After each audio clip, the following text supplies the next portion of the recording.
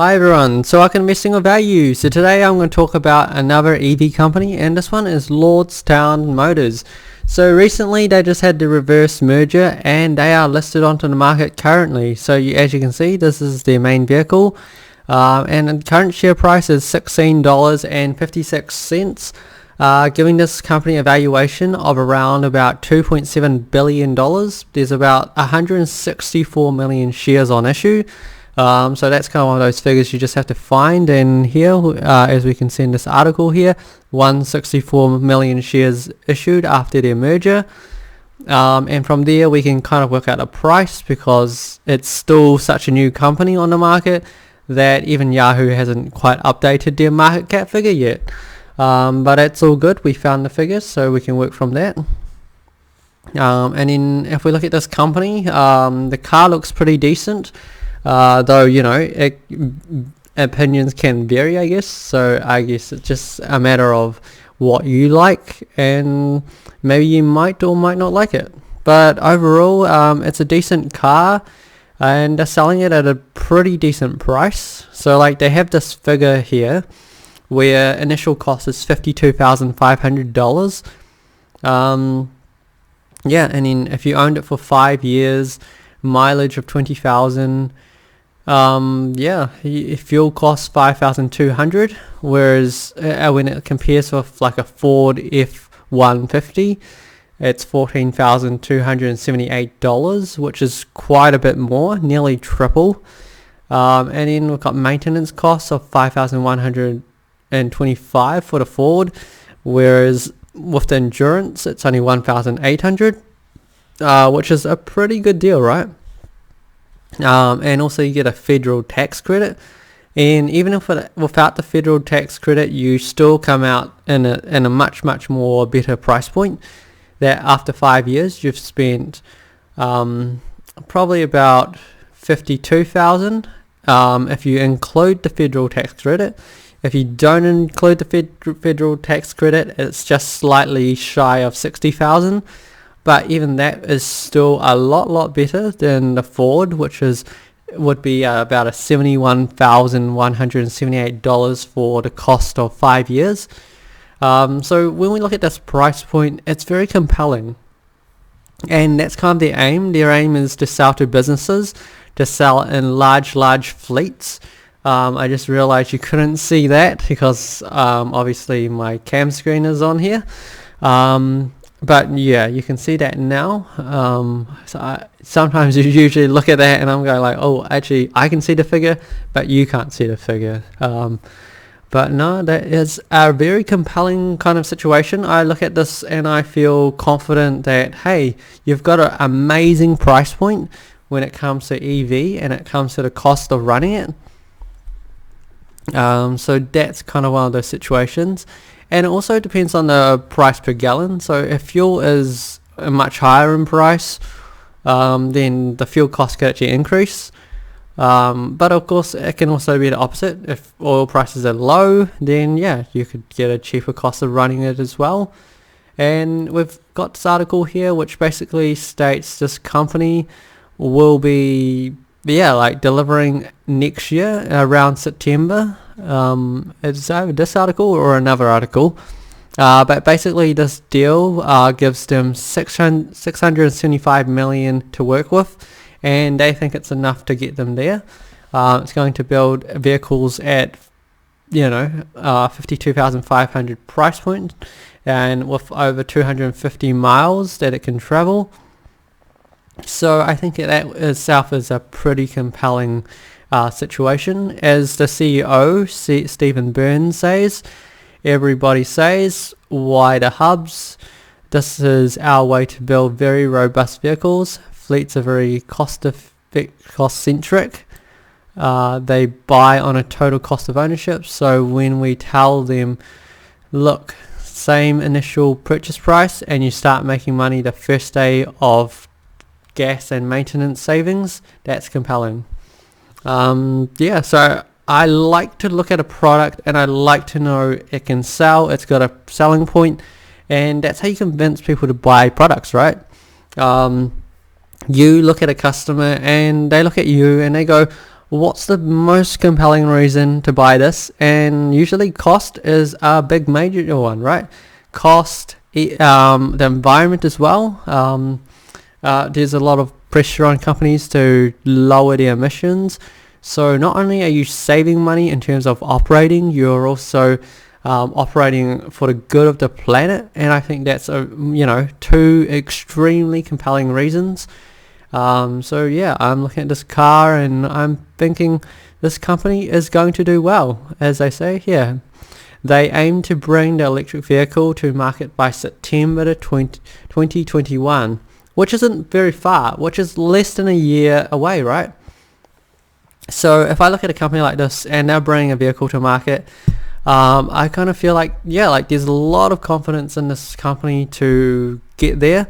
They've got the money, and they've also got the pre-orders. Their pre-orders are like 40,000 vehicles. So if you've got enough pre-orders, you've got enough demand, you can actually finally get to production. So as Elon Musk repeated many times, the hardest thing to do is get into production and scale it really well. Building a prototype is easy, but scaling production is difficult. So that's the one thing. If you ever pay attention to how Tesla operates, they've actually found scaling up production is the hardest.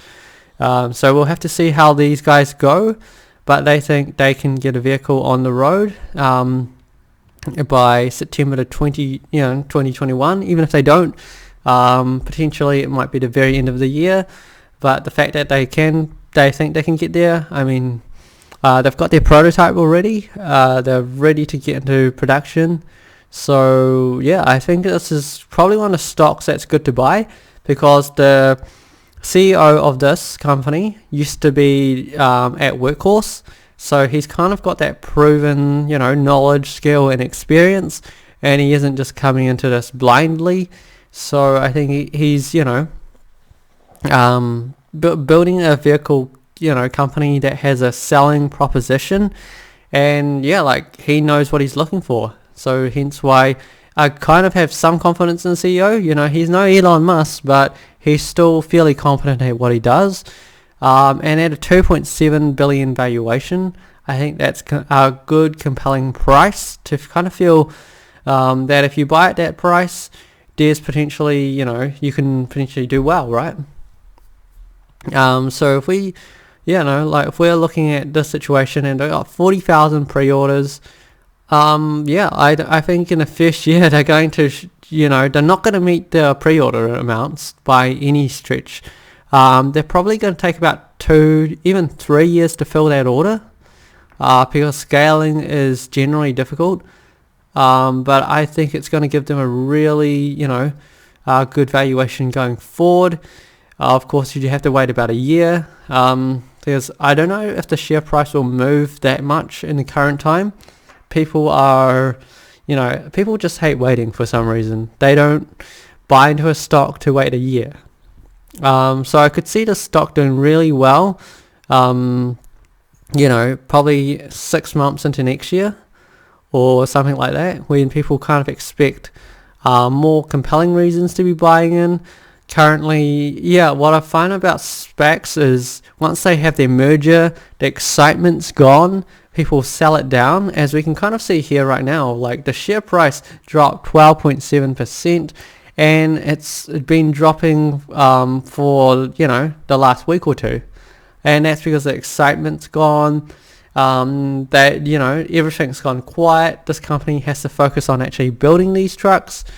But I think you're probably looking at something that's worth building a position into, and then from there, I think it's just a big weight on patience, right? So in terms of pricing, it looks pretty compelling, and then as they put it here, 2021 endurance, it looks pretty cool like this. So I think they've got a good proposition. It's also American, so people like to support their own kind of branded cars. I think it has the potential to take over from Ford, where Ford F-150s are quite popular for companies particularly of the trades. People might start looking at this type of vehicle and see it as being cost efficient. So yeah, and they'd be pretty compelled to look into something like this. In general, EVs are fewer moving parts. That's true of all EVs. And then it's like true four-wheel drive with 4 dedicated hub motors. Yeah. So you can go through some extreme conditions to help you get out of sticky, muddy, and slippery situations. In general, like it seems pretty compelling, right? Charge time, 10 hours apparently, and then So I'm looking at this, and I'd say it's pretty compelling. They just have to get into production, and I think the value can rise quite a bit. So I'll probably just do a quick calculation actually, and then see what it's. So if we're looking at a 52,500, and like let's just assume they can get 10,000 into production in the first full year.